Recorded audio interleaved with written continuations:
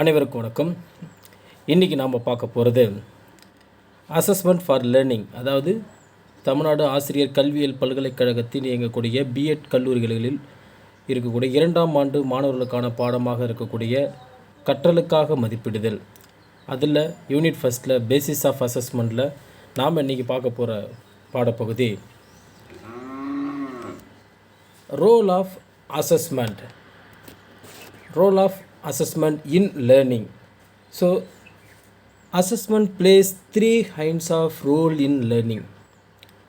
First one, assessment as learning, assessment for learning, and third one, assessment of learning. First one, assessment as learning.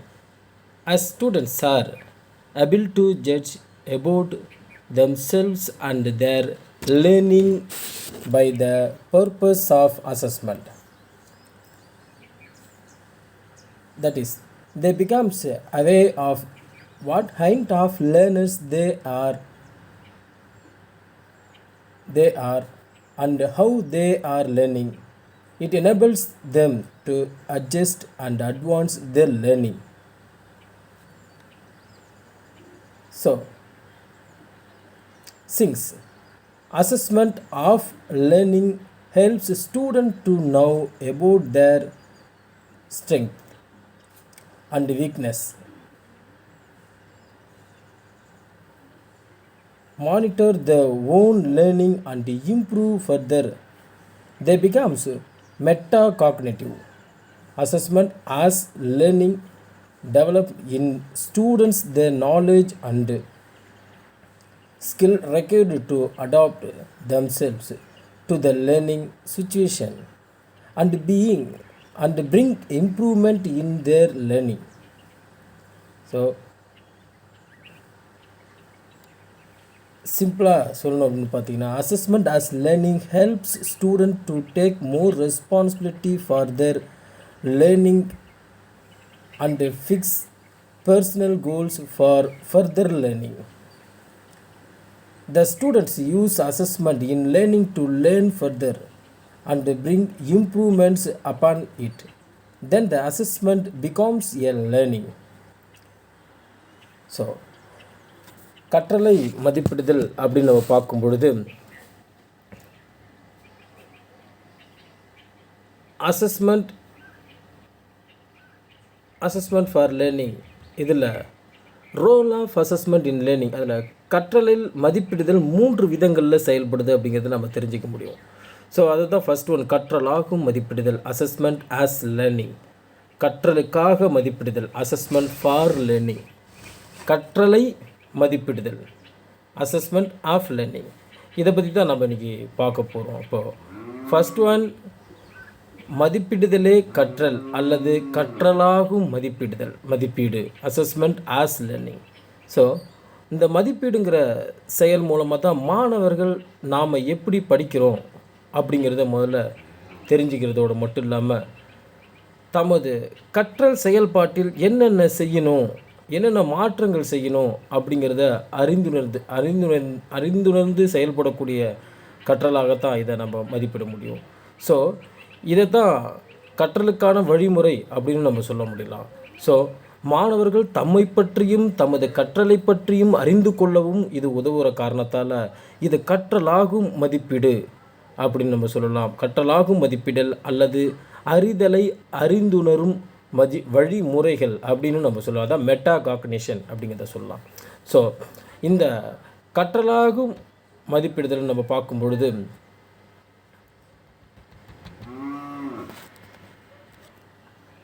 இந்த கற்றலாகும் மதிப்பிடுதல் அப்படின்னு பார்க்கும்பொழுது, தமது கற்றலை எவ்வாறு சீர்படுத்தி கொள்ள வேண்டும் என்பதை மாணவருக்கு இது உணர்த்தக்கூடிய வகையில் இருக்குது. அதாவது கற்றல் குறித்த சுய மதிப்பீடு, சக மாணவர்களின் ஒப்பீடுகள், அதாவது செல்ஃப் அசஸ்மெண்ட், இது பேர் அசஸ்மெண்ட் அப்படின்னு நம்ம சொல்லுவோம்.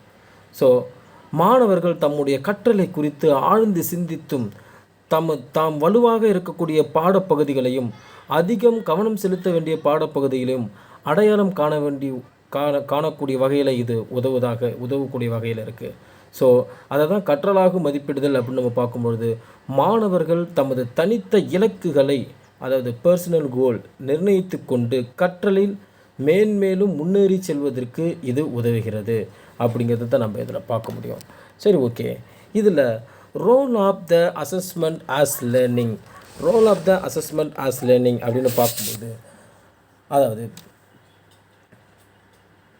கற்றலாகு மதிப்பிடுதலில் ஆசிரியரின் பணிகள் என்ன அப்படின்னு நம்ம பார்க்கும்பொழுது, so in assessment as learning the teacher serves as a guide to students learn self monitoring their work and make necessary adaptation.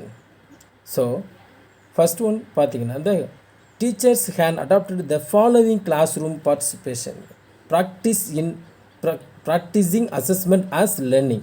First one, model and teach the skill of self-assessment. Second one, discuss with the students the learning outcomes of each content area in the curriculum. Third one, provide examples and models of good practice and quality work that reflect curriculum outcomes.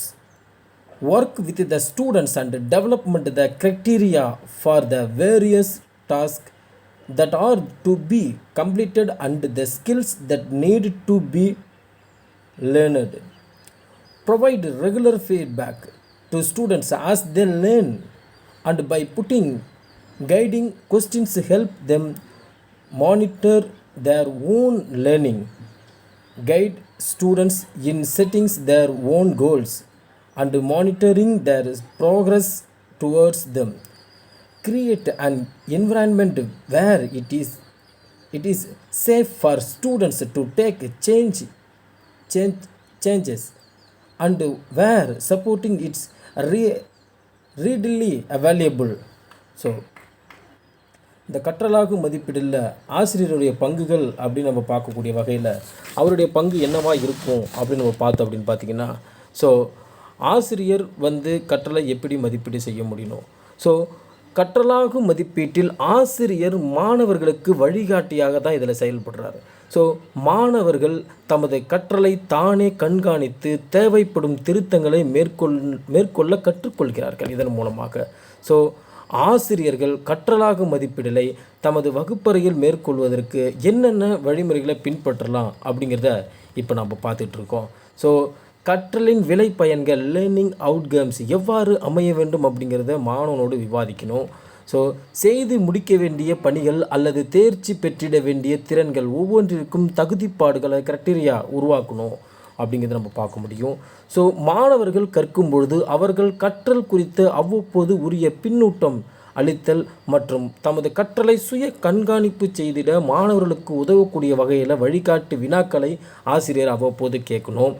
So மாணவர்கள் தமது கற்றலை விரிவுபடுத்துவதற்கான அல்லது வலுப்படுத்துவதற்கான இலக்குகளை நிர்ணயித்து கொள்ள ஆசிரியர்கள் அதுக்கு உதவக்கூடிய வகையில் இருக்கணும்.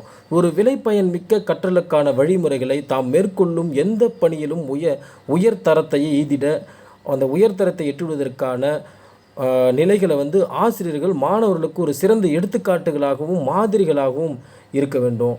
ஸோ இவ்வாறு மாணவர்கள் தமது கற்றலை சீர்படுத்தி செம்மையுறச் செய்வது குறித்து அறிவையும் திறன்களையும் பெற்ற பிறகு அவர்கள் தமது கற்றல் குறித்து தாமே ஆழ்ந்து சிந்தித்து சுய கண்காணிப்பையும் சுயமாக சீர்படுத்தும் முயற்சியும் மேற்கொள்ளலாம். ஸோ இதன் மூலமாக பார்த்தீங்கன்னா பல்வேறு விதமான வினாக்களை நம்ம பார்க்க முடியும். What is the purpose of learning this concepts and skills? So குறிப்பிட்ட கருத்துக்களையும் செய்திறன்களையும் கற்றிடுவதன் நோக்கம் என்ன? இப்பாடத்தலைப்பு குறித்து நாம் அறிந்து கொண்டவை என்ன? அதாவது what to I know about this topic? So இந்த மாதிரி வினாக்களை பற்றி மாணவர்கள் தெரிந்து கொள்ள வேண்டும். அவனே சுயமாக சிந்திக்கக்கூடிய வகையிலும் இந்த கருத்துக்களானது இருக்கணும் அப்படிங்கிறத நம்ம கற்றலை மதிப்பிடுதலில் நம்ம இந்த அசஸ்மெண்ட் ஆஸ் லேர்னிங்கில் டீச்சர்ஸோட ரோல் என்ன அப்படிங்கிறத நம்ம பார்க்க முடியும். ஸோ ஓகே, நெக்ஸ்ட்டு நம்ம பார்க்க போகிறது அசஸ்மெண்ட் ஃபார் லேர்னிங். இந்த அசஸ்மெண்ட் ஃபார் லேர்னிங் அப்படின்னு நம்ம எடுத்துக்கிட்டோம் அப்படின்னு பார்த்தீங்கன்னா, assessment for learning is defined as the process of seeking and interpreting evidence for use by learners and their teachers to decide where the learners are in their learning, where they need to go and how best to get there. அதாவது இதுதான் assessment reference group வந்து 2002 வந்து இதை research பண்ணியிருக்காங்க. So the emphasis shifts from summative to formative assessment in assessment for learning. Assessment for learning happens when a character monitors students' progress in learning during the teachers of a content unit, identify the shortcoming in their learning, conducts test intermediately during the period of instruction, and provides continuous feedback to students with a view to remove gaps in students' learning. The continued feedback obtained from such formative assessment of students helps the teachers to plan and incorporated necessary modification in his teaching. Similarly, students too make use of the feedback provided to them to remove the shortcomings in their learning, try to continuously improve and refine it. சிம்பிளாக சொல்லணும் அப்படின்னு பார்த்தீங்கன்னா, in assessment for learning in assessment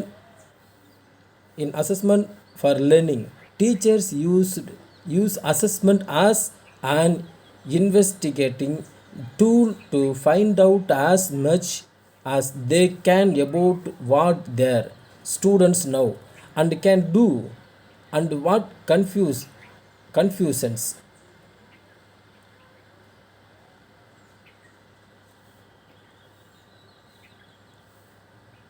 preconceptions or gaps they might have.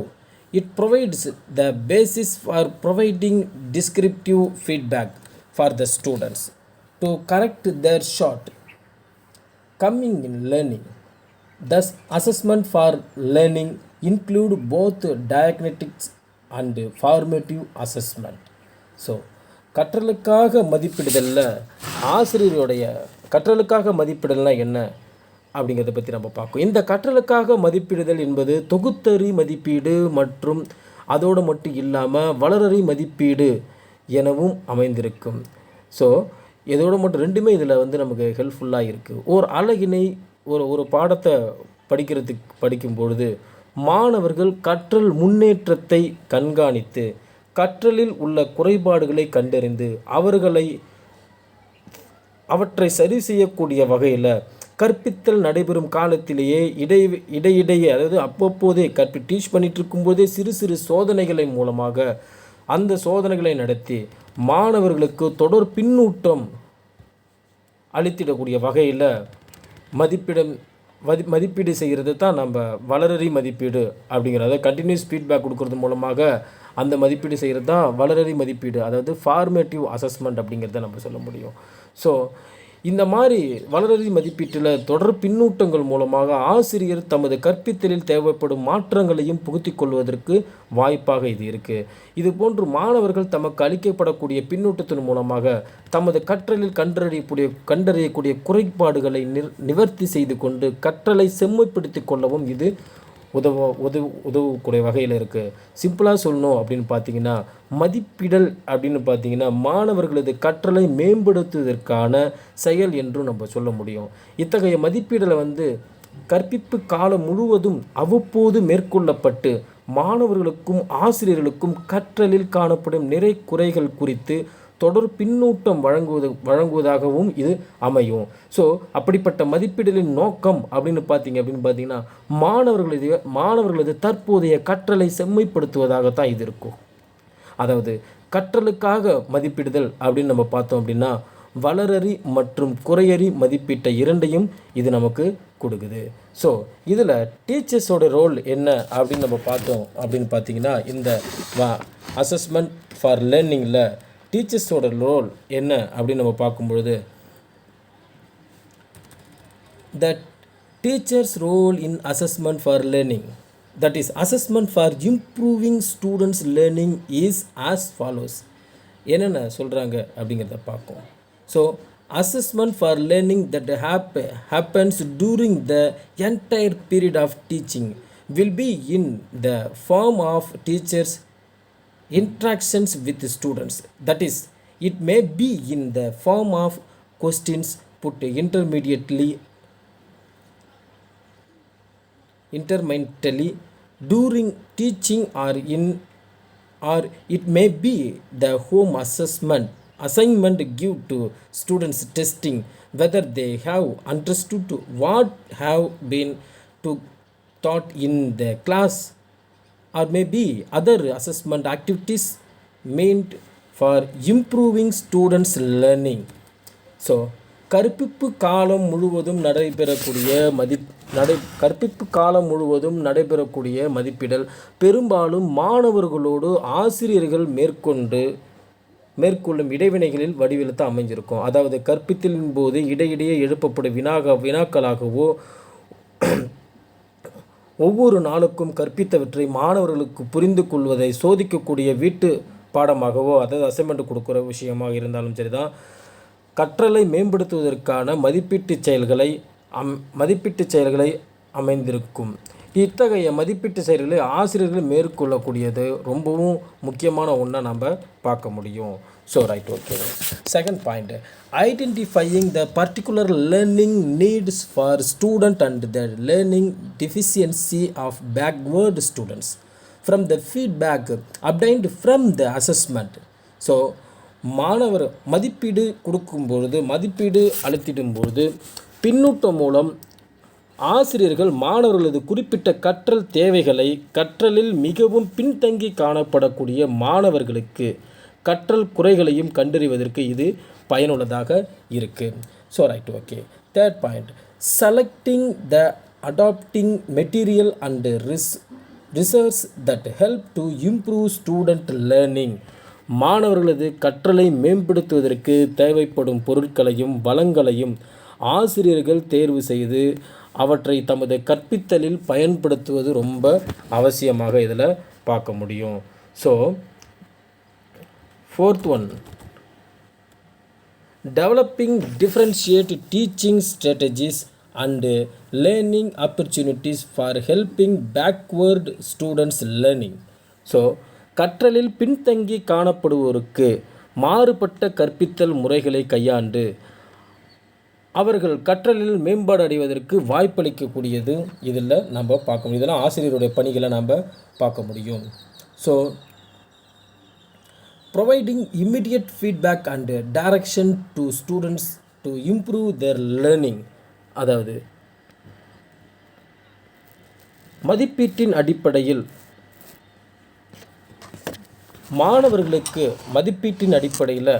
உடனுக்குடன் மாணவர்களுக்கு பின்னூட்டம் அளித்து அவர்கள் தாம் மேற்கொள்ள வேண்டிய வழிமுறைகளை பற்றி அறிந்திடுவதற்கும் இது உதவியாக இருக்குது. ஸோ சிம்பிளாக சொல்லணும் அப்படின்னு பார்த்தீங்கன்னா,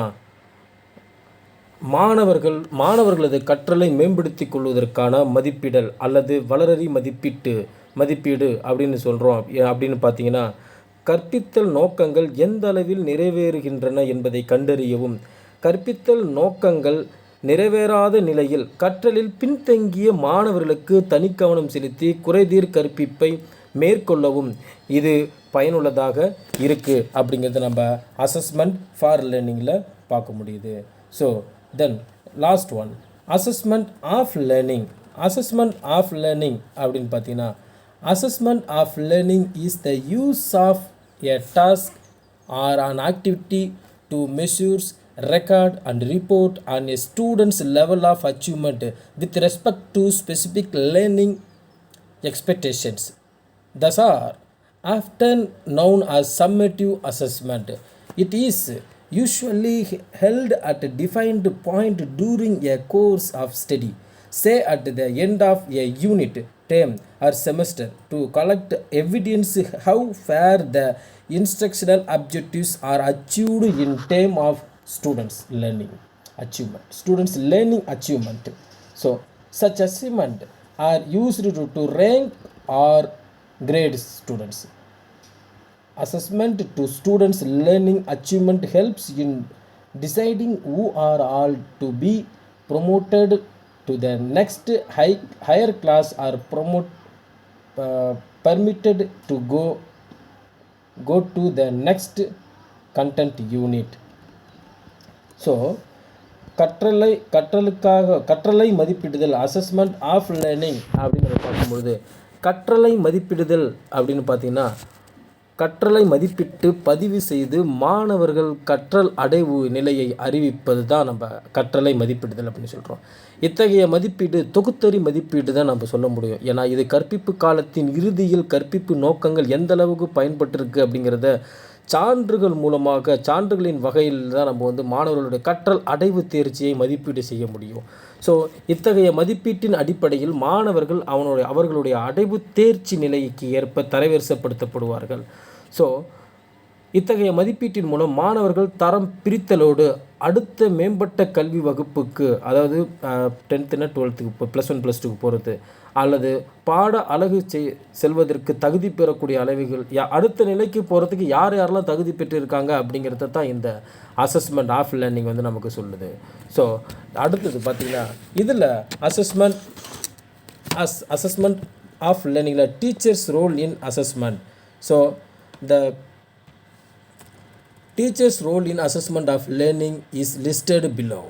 Reporting to parent and making it public the level of learning achievements of students with evidence obtained by assessing the different aspects of learning. அதாவது கற்பித்தல் கற்றலில் செயல்பாட்டினை விளைவாக மாணவர்கள் பெற்றுள்ள தற்போதைய தேர்ச்சி, அதாவது கற்றலில் தேர்ச்சி நிலையை கற்றலின் பல்வேறு அம்சங்களையும் துல்லியமாக மதிப்பிட்டு சான்றுகளின் அடிப்படையில் நம்ம அறிவிக்க போகிறோம். So providing a rationale for undertaking a particular assessment of learning. குறிப்பிட்ட கற்றலை மதிப்பிடுவதற்கான அடிப்படையை நம்ம அளிக்கிறோம். So third one, assessing student learning achievement in relation to the expected learning outcomes. So எதிர்பார்க்கப்படக்கூடிய கற்றல் விளைவுகளின்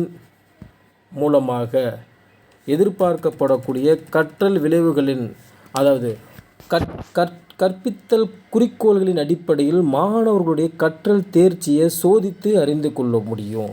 so fourth one, making use of different kinds of test items. So like fill up the blanks, true or false, multiple choice, matching the items in the 2 columns, and the techniques in the assessment of students learning. என்னென்ன அப்படின்னு பார்த்தீங்கன்னா written test, oral test, practical test, examination, இப்படி நம்ம நிறையா சொல்லிக்கிட்டே போகலாம்.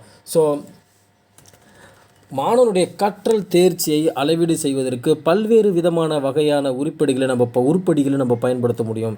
அதாவது கோடிட்ட இடங்களை நிரப்புதல், சரியா தவறா அப்படிங்கிறத கண்டுபிடிக்கிறது, அதாவது பலவுள் தெளிவு வினா, அதாவது சரியான விடையை தேர்ந்தெடுக்க, அப்படி பொருத்துகள், குறு வினாக்கள், வினா விடை, அப்புறம் கட்டுரை வினாக்கள், அப்புறம் அதோடு மட்டும் இல்லாமல் பல்வேறு சோதனை உத்திகளையும் பயன்படுத்த முடியும். எக்ஸாம்பிளுக்கு நம்ம சொல்லணும் அப்படின்னு பார்த்தீங்கன்னா எழுத்து தேர்வு, வாய்மொழி தேர்வு, செய்முறை தேர்வு, இதெல்லாம் நம்ம பயன்படுத்த முடியும்.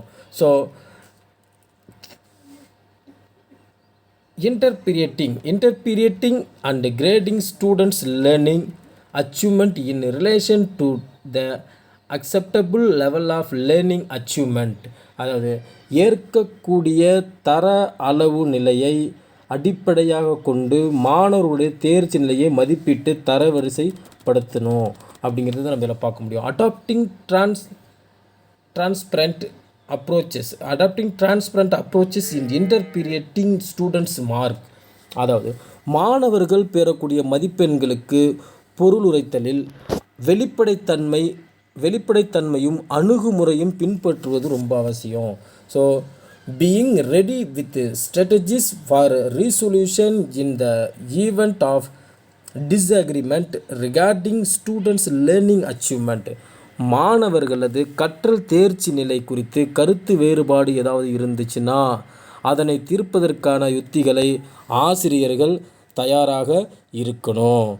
ஸோ இது வரைக்கும் நம்ம ரோல் ஆஃப் அசஸ்மெண்ட் இன் லேர்னிங்கை நம்ம பார்த்துருந்தோம். நெக்ஸ்ட் கிளாஸில் நம்ம அடுத்த டாப்பிக்கில் சந்திக்கலாம். Thank you so much.